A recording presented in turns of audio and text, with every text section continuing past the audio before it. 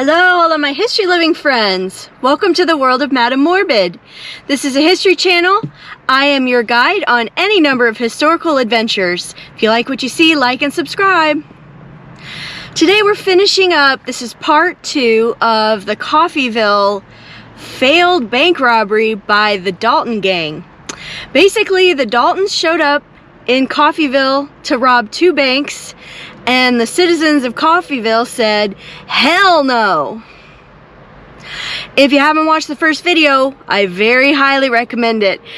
This video basically is starting as soon as the shooting stopped. As Emmett falls, everybody's down. Dick Broadwell made it to his horse, but he is shot multiple times as he rides away, and he is found dead shortly out of town. There was a hush after all of the shooting stopped, and everyone took a collective sigh of relief and went to find what had happened, who survived, who was hurt, who was dead. After it was all said and done, 4 citizens died protecting Coffeyville. Their names were Lucius Baldwin, Charles Brown, George Cubine, and the Marshal, Charlie Connolly. 4 of the bandits were also dead. Bob and Grat Dalton. Emmett was severely wounded, they thought mortally. Dick Broadwell was found 2 miles outside of town, and Bill Powers. At this point, the feeding frenzy begins. Citizens walk up to the bodies of the gang members and begin taking things. They take their weapons. They pick up bullets off of the ground. They take their holsters, parts of their clothing. When they run out of things they can take in entirety, they began cutting things off. In some of the photographs, you can see the guys missing sleeves and pant legs where people have cut that away. People took their saddles, the bridle from their dead horses. They cut off hunks of hair from the dead horses. They took their fake mustaches and beards. One person who worked at the Condon, he took a bunch of things. He took Bob's little bulldog out of his vest, and he was weighed down with all of this ammunition and ammunition belts. People who worked with him said he looked like a Mexican bandit. This right here is where their bodies were laid out, with their heads propped up against these boards. They lined them up in this order: Bill Powers, Bob Dalton, Grat Dalton, and Dick Broadwell. And they took pictures. People came to look and gawk. There's pictures of civilians holding them up proudly, like when you go hunting and someone poses with the deer they shot. And when people were done playing with them that night, they pulled them all inside the jail and just piled them on the floor. There's a photograph of that too. They clearly are just piled on top of one another. The next day, people began arriving by train just to look at the bodies. And we're talking hundreds and hundreds, if not thousands of people coming to tiny little Coffeyville just to look at these dead gang members. I guess for some parents it made a good opportunity to take your kids, show them these bodies and say, hey look, this is what happens when you break the law. I would think by day 2 they would have been certainly they would have been in rigor mortis by then. After spending a few days moldering in the city jail, the bodies were finally brought out here to Elmwood Cemetery and laid to rest. For a long time, this pipe was the only thing marking their grave. And all kinds of stories have come up about this pipe, that it was the hitching post that their horses were tied to. It's not true. I feel like it would have been interesting if it had been, though, because a hitching post is really what got them all killed, or the lack thereof. But all this is a piece of pipe that someone found in a garbage pile or laying around, bent it, and put it over their graves just to mark where they were. And it's basically telling them, you people are garbage. Now, I don't know how long Dick Broadwell laid here with them, but he has been moved to be with his family, and that is reflected in this marker. This marker their graves were unmarked for a really long time. And then Emmett, who did survive and went on to have a successful adult life, you know, obeying the law, he had a marker like this put in 1931. It was promptly stolen. For years and years, they were unmarked again. This one was put in later. I'm not sure when. It is supposed to be a very close replica of the original, and it was promptly stolen as well. It was, I don't know if they found it or had to make another one, but when it was placed here again, it has been placed in concrete, you can see here on the bottom, so that it can't be stolen. Henry Wells was the doctor that took care of Emmett. They thought Emmett would die. He had been shot 23 times. Now, most of that was buckshot from the double-barreled shotgun blast he took to the back from Carrie Seaman. A lynch mob wanted to hang him immediately, but Dr. Henry Wells managed to talk them out of it. He's gonna die anyway, guys. Let's just let nature take its course. We'll make him comfortable. Well, maybe we won't make him comfortable, but we'll get him somewhere and we'll just let him die. But he just kept hanging on for days, and then days turned into weeks, and he ended up making it. A local journalist named John Tackett went around immediately taking photographs of everything. He took pictures of the windows that had been shot. He took the photos of the bodies. He took pictures of the alley right after everything happened. This never happened. Crime scene photos like this just don't exist from this time period. That's what's really unique about this. What's interesting is later in his life, John Tackett would work with Emmett Dalton in making the movie about his life that Emmett made. The movie did not do well at all, but it's pretty cool that it was ever made in the first place, and I don't know if you can still get a hold of it, but I would love to see it if it still exists. Emmett really pulled his life together. He was sentenced to life in prison after this, and this is the desk at which the judge sat when he sentenced Emmett here in the Dalton Defenders Museum. But after serving 14 years, Emmett was pardoned. They did that a lot because of overcrowding issues, and if someone really behaved really well, they would pardon them, let them go, just to make some room. As I was doing my research, a lot of people seemed to think Emmett was mostly just this stupid young kid who wanted to make his brothers happy, impress them, that maybe it really wasn't in his heart to live that kind of a lifestyle. And maybe partially some of that comes from the fact that he did clean up his life so much after getting out of prison. He got married. He wrote a couple of books about his life. As I said, he made the movie. He was hanging out with a lot of really famous people. The 4 citizens who died became instant heroes in Coffeyville.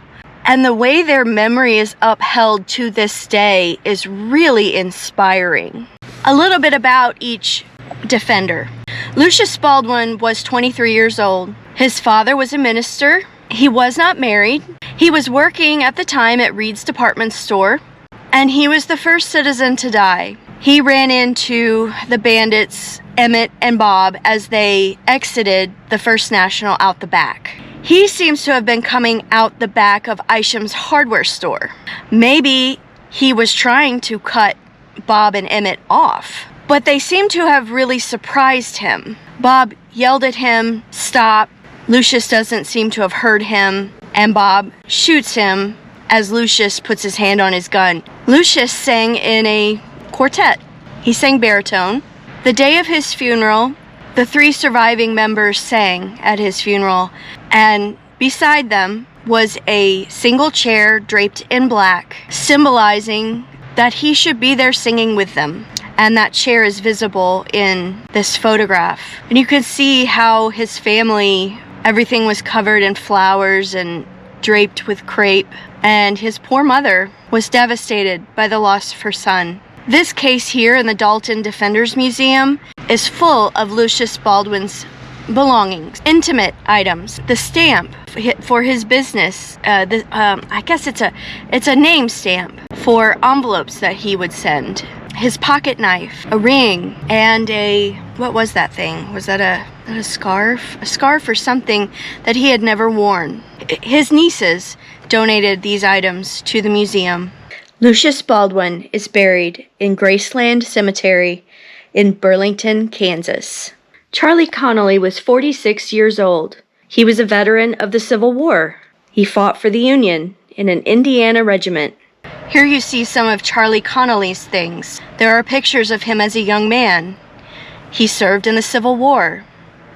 Here is a badge for a reunion he went to for his unit.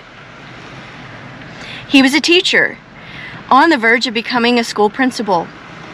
He was the marshal simply for a little extra money. He never carried a gun in his duties as a marshal. He had to look for one just like everybody else in Coffeyville that day. Marshal Connolly tried to cut off Grat, Bill, and Dick as they ran into Death Alley. He took a shortcut and arrived in the alley about the same time they did. Grat saw him and shot him. He had at least 3 children, one of whom was only 11 or 12 years old when he died. Charlie Connolly is buried at Mount Hope Cemetery in Independence, Kansas. George Cubine was 36 years old when he died. He owned a shoe store in Coffeyville. He sold shoes all over the United States, and his family was famous for inventing shoes that were designed to fit the right foot and the left foot. When he found out about the robbery, George left his boot shop. He ran next door to Isham's Hardware. He grabbed a gun, and he was standing in front of the First National when Bob Dalton shot him in the back. He died instantly. My heart really goes out to George Cubine's widow.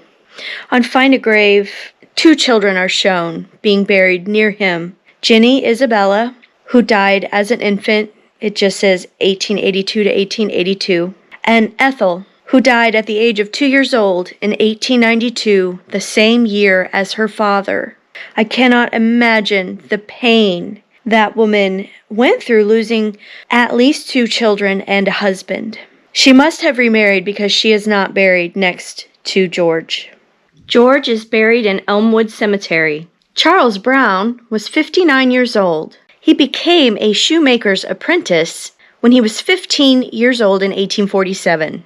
He had done a lot of different trades during his life. He was born in New York. After his apprenticeship, he went to California. He was a gold miner for 13 years. He returned to New York and then moved to Michigan, where he got married to Emily Morley in 1868. They moved to Grand Rapids, where he made shoes. And in 1883 is when he moved to Coffeyville. He bought a farm 3 miles east of Coffeyville, and he opened a shoe shop in Coffeyville. But I believe before opening his own store, he worked for George Cubine. He was standing right beside Mr. Cubine when he was killed. Charles didn't have a gun on him at the time, so he reached for the one George Cubine had dropped. But he didn't even get a shot off before Bob shot and killed him too. He didn't die right away. He died several hours later of his wounds. I don't know if he had any children. Charles is buried right here in Elmwood Cemetery. His stone is very hard to read, but you can still make it out if the lighting is good. Henry Isham is buried here. Henry Isham, of course, owned Isham's Hardware store. He's the one who gave everybody their weapons and their bullets. Family legend states that the government, I don't know whether the state of Kansas or the federal government, reimbursed him around $5 for all of the ammunition he gave out. That's quite a bit of money, actually.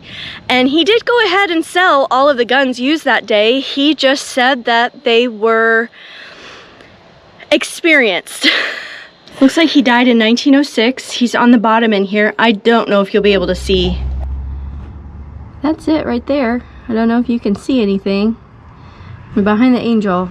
That is Henry Isham's crypt.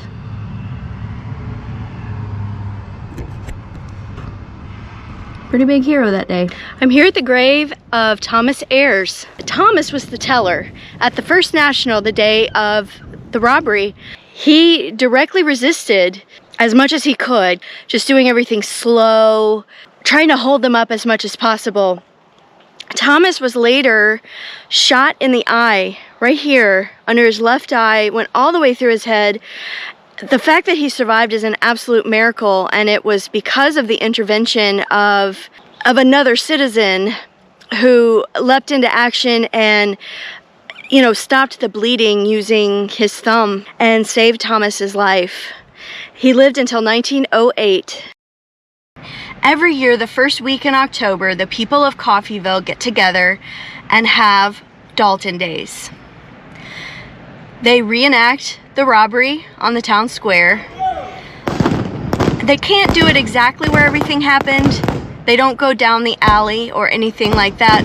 So they do it all in the square. And even though I knew at this point almost everything you could know about the Coffeyville shootout, I had trouble determining who was who and what was happening where, because it wasn't happening where it really did. I got a little confused. But my favorite part about the whole thing was at the end, after everything is said and done, the widows come out and the bereaved, and they take the microphone and they talk about the person they lost. My son, Lucius M. Baldwin, was born in 1869. Lucius moved to Coffeyville 1 year ago in 1891 and began work in the store of the Reed brothers. His employers took him in like family, and he resided with them. He was 23 years old at the time of his death in 1892. He was the first of 4 to receive a death wound at the hands of the desperados. As his mother, I was overwhelmed with grief, but I sorrow not as those without hope. My son is not dead, he sleepeth.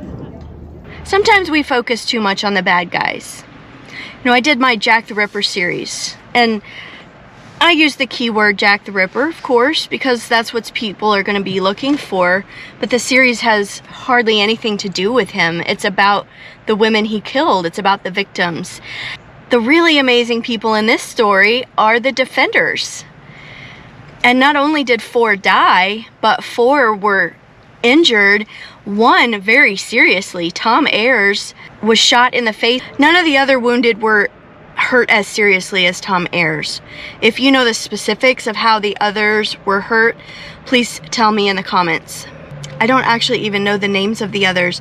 I know there was one with the last name Gump, but I didn't catch the names of the other 2 or how they were hurt. Thank you so much for joining me today. I really appreciate your time.